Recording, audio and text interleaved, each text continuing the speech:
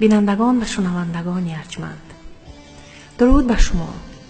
در بخش نخستین کلیپ خلیج فارس شما با سخنانی برخواسته از دل آموزگار مهریار مهرآفرین درباره سرگذشت چگونگی شعر نسیم فارسی توسط زنده یاد استاد مومنی قناعت، شاعر شهید تاجیکان شنیده و بیشتر به نقطه‌های ارزشمند شخصیت و روان آریایی استاد قناعت بزرگ از زبان مهرآفرین پی بردید.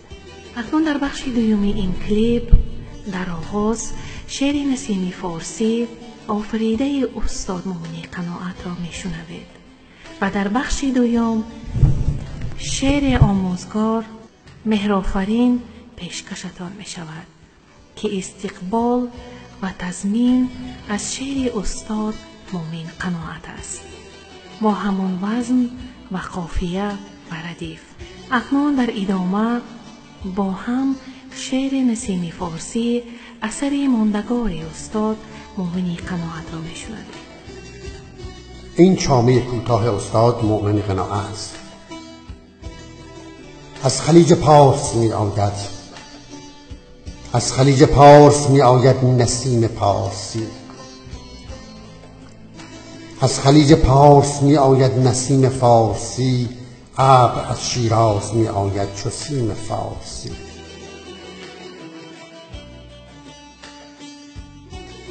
در از این دریا نمی جویم چو دور افتاده است، در از این دریا نمی جویم چو دور افتاده است، از ته دریا ته چشم یتیم فارسی.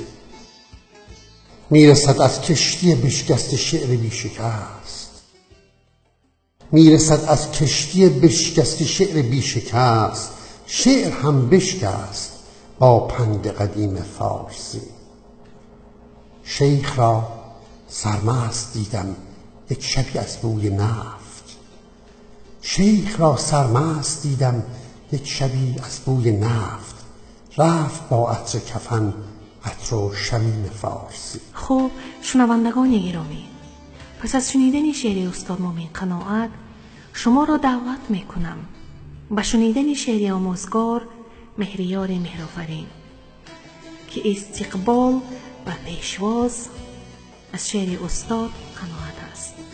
و جالب در اینجاست که این شعر و این کلیپ را در سال 2013 مهریار مهرآفرین سروده‌اند و پیشکش استاد مومن قناعت کردند و استاد قناعت شیرینی و حلاوت روحی، مهران پرستی و آریوسیتایی خود را دوباره در اوج سلامتی و مذاق جان چشیده‌اند و لذت برده‌اند.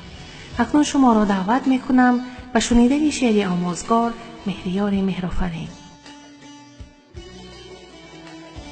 دوش بشنیدم ز لب‌های نسیم فارسی، داستان دلستانی از حکیم فارسی. دوش بشنیدم ز لب‌های نسیم فارسی، داستان دلستانی از حکیم فارسی. شیخکی تازه به دوران نارسیده پای را بهر گستاخی کشیدن در گلیم فارسی. پور فردوسی و سعدی مؤمن سروادگر، این سخن آرای فربد این ندیم فارسی. با کمان چاچی شعر و خدنگ کلک خویش، کار 100 لشکر نموده در حریم فارسی.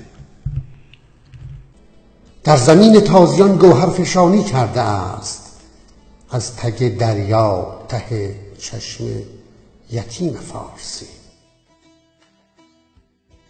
میرسد از کشتی بشکست شعر بی شکست، گر که خیزد باد شرطه از حریم فارسی. نفت ایران شد بلای جان ایران نیست باد، نفت ایران شد بلای جان ایران نیست باد. زین سیه زر 100 برابر شد علیم فارسی.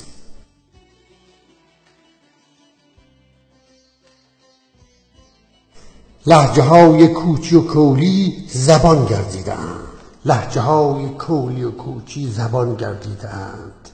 گشت آماج سیهکاری رژیم فارسی. لهجه های کولی و کوچی زبان گردیده‌اند، گشته آماج سیهکاری رژیم فارسی. کان فرهنگ دری روزی رسان چشم دل، کان فرهنگ دری روزی رسان چشم دل. گر قناعتگر شود لطف حمیم فارسی، تا زند گلبوسه بر بستان طبع دل کشد. ابر از شیراز می آید چو سیم فارسی. فارسی آیینه عمیق‌ها آموزه هاست.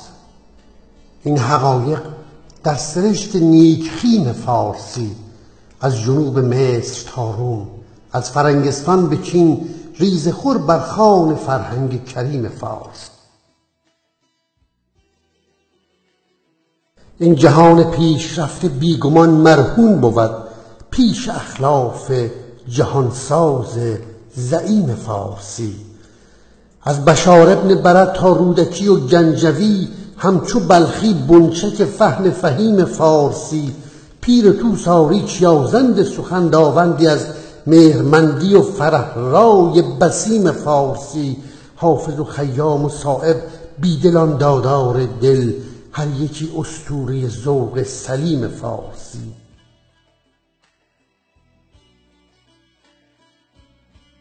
آتش سینای سینایی سینای خرد، آتش سینای سینایی سینای خرد. خود ید و بیضای فرشید کلیم فارسی.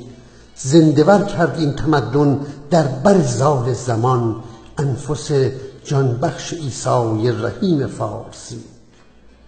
مروزی و بوحفظ تا بوشکور و ترمذی، رایمندان و فکوران عنیم فارسی.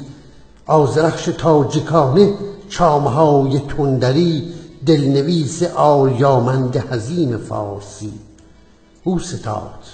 او ستاد این پیک خرسندی، که در فردای ما آریایی جان بگیرد در حریم فارسی. مؤمنا مهرآفرین کافر نمودی زین سروش، مؤمنا مهرآفرین کافر نمودی زین سروش. شعر هم بشکست با پند قدیم فارسی، میرساند بر کرانه کشتی مهر و خرد. ناخدای ساحل اندیش حلیم فارسی. نیمنی ماند نه تو، چون من و تو ما میشویم. میرساند بر کرانه کشتی مهر و خرد، ناخدای ساحل اندیش حلیم فارسی. نیمنی ماند نه تو، چون من و تو ما میشویم. در پناه دولت و داد نعیم فارسی. خوشخبر کین چشمه ها و رودکان آریان، عاقبت ریزند در بحر عظیم فارسی.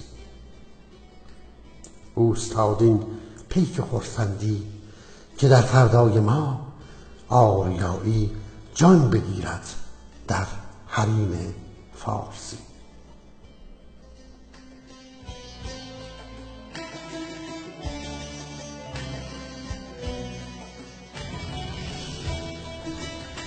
امیدوارم که از این بخش نیز سرمست استفاده سرودی پارسی شده باشد.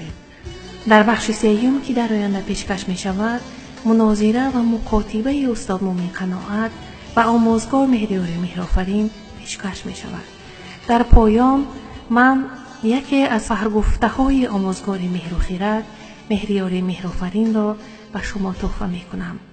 باشد که شما هم در این فرگفت اندیشه کنید و بهره ببرید. فرگفتی نوین که به زندگی ما هر روز جلوه امید و رنگ تازه می بخشد. مهرآفرین می گویم فرهنگ آریان میهن را که شعر زیربنایی آن است، تا کنون هیچ مرز سیاسی، مذهبی، اقتصادی و حتی جغرافیایی نتوانستند و نمیتوانند آن را مرزبندی کنند. به جای سپاس و خوشنودی است که امروز تاجیکستان سپند با خیرت پیشگی دولتی جوان و فرهنگ مندی مردمی کهن پیشه پرچمدار این آرمانی برجاوند است. با مهرآفرینان تاجیک.